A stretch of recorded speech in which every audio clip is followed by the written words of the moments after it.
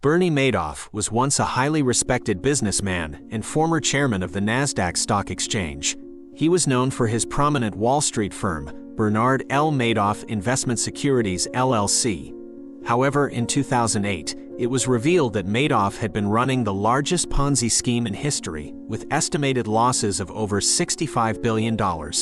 The scandal not only shook the financial world, but also devastated the lives of thousands of investors, many of whom lost their life savings. In this story, we will delve into the details of Madoff's Ponzi scheme, from how he was able to maintain the illusion of profitability for so long, to the aftermath of his downfall and the impact it had on the financial industry and beyond. Bernie Madoff's early life and career. Bernard Lawrence Madoff was born on April 29, 1938, in Queens, New York.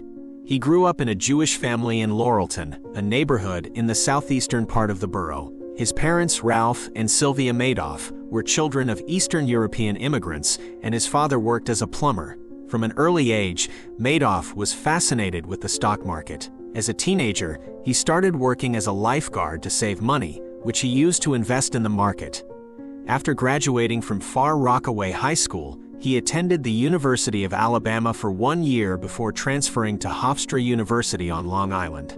Madoff graduated from Hofstra in 1960 with a degree in political science. He then started working on Wall Street, first as a broker and later as a market maker, buying and selling stocks for his clients. In 1963, he founded his own firm, Bernard L. Madoff Investment Securities. The Ponzi scheme begins. In the early 1970s, Bernie Madoff's investment firm began to evolve into a Ponzi scheme. It all started when he realized that he could make more money by pooling his clients' investments and using the funds to pay off other clients who had requested withdrawals. Instead of investing the funds as promised, Madoff was simply shuffling the money around to keep up the appearance of a profitable investment firm. By the 1980s, Madoff's Ponzi scheme had grown significantly. He was now attracting investors from all over the world and was seen as a highly respected and successful financier. His clients included wealthy individuals, charitable organizations, and even banks. He was able to maintain his scheme by using his reputation and connections to attract new investors while paying off older investors with funds from the new investors. The scheme expands. By the early 1990s, Madoff's fraudulent investment scheme had been going on for over 20 years.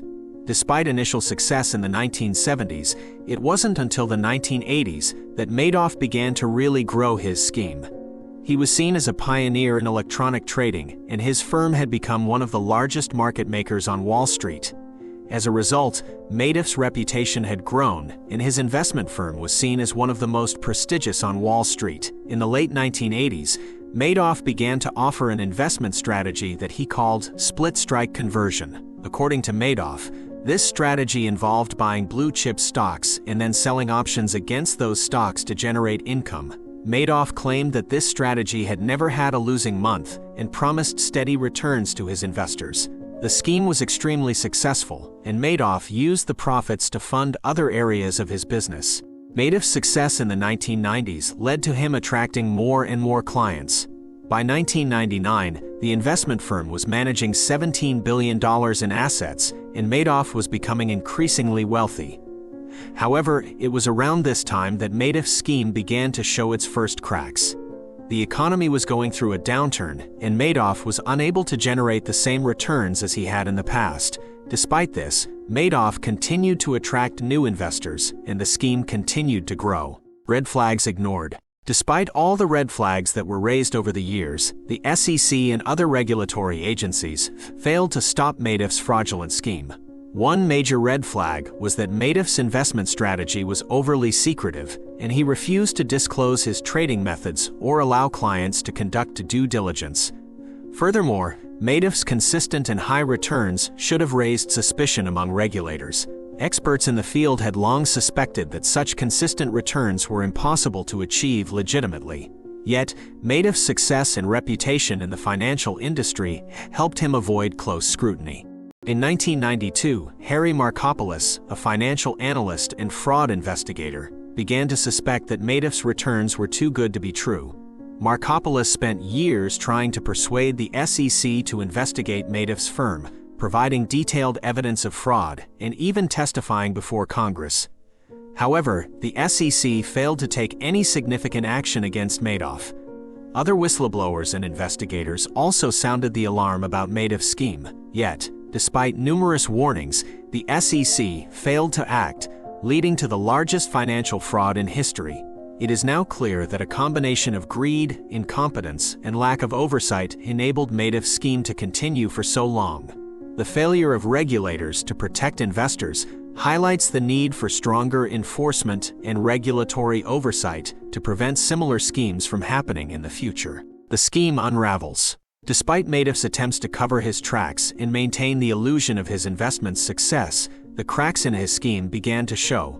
By the late 2000s, financial experts and investors had started to become increasingly suspicious of Madoff's returns, with some even accusing him of running a Ponzi scheme.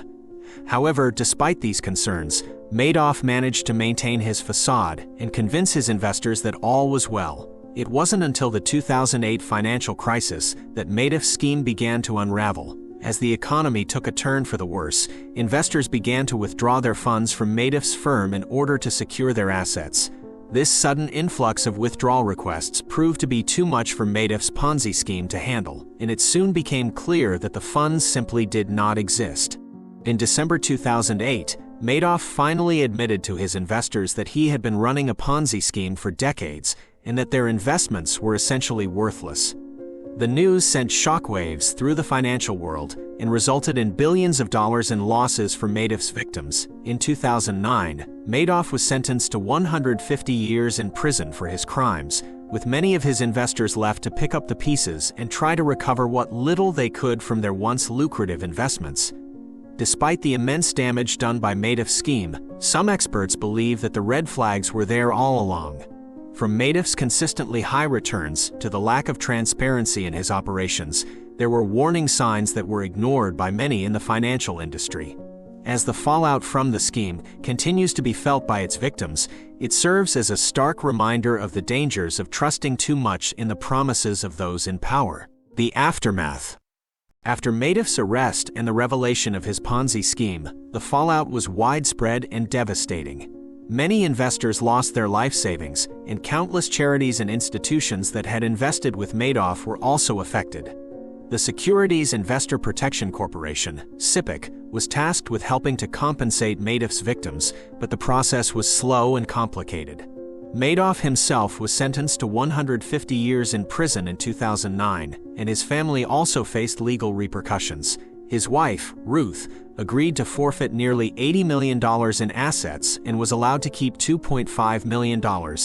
His sons, Mark and Andrew, who had worked for their father's firm, were investigated but never charged with any crimes. Tragically, Mark Madoff committed suicide in 2010, on the second anniversary of his father's arrest. The Madoff case also sparked increased scrutiny and regulation of the financial industry, as well as criticism of the SEC for failing to uncover the scheme earlier. It served as a cautionary tale of the dangers of blindly trusting investment professionals and the importance of due diligence. Lessons learned. The Bernie Madoff Ponzi scheme was a major wake-up call for investors, financial regulators, and the public alike. It highlighted the need for stronger regulation and oversight in the financial industry, and it spurred a number of important reforms. In the aftermath of the Madoff scandal, many experts began calling for increased transparency in the financial industry. This led to the implementation of the Dodd-Frank Wallstreet Reform and Consumer Protection Act in 2010, which included provisions designed to strengthen investor protections and reduce the risk of fraud and abuse.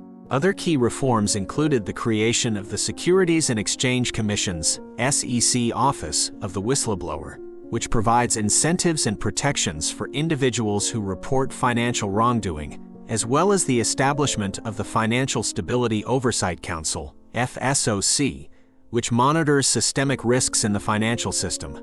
The Madoff scandal also underscored the importance of due diligence and independent oversight in the investment process. Many investors had entrusted their savings to Madoff without fully understanding the risks involved, and some had failed to perform proper due diligence or engage independent auditors to review their investments. Ultimately, the Bernie Madoff Ponzi scheme served as a cautionary tale for investors and regulators alike, highlighting the need for greater vigilance, transparency, and accountability in the financial industry. Summary and conclusion. In conclusion, the Bernie Madoff Ponzi scheme remains one of the largest financial fraud cases in history.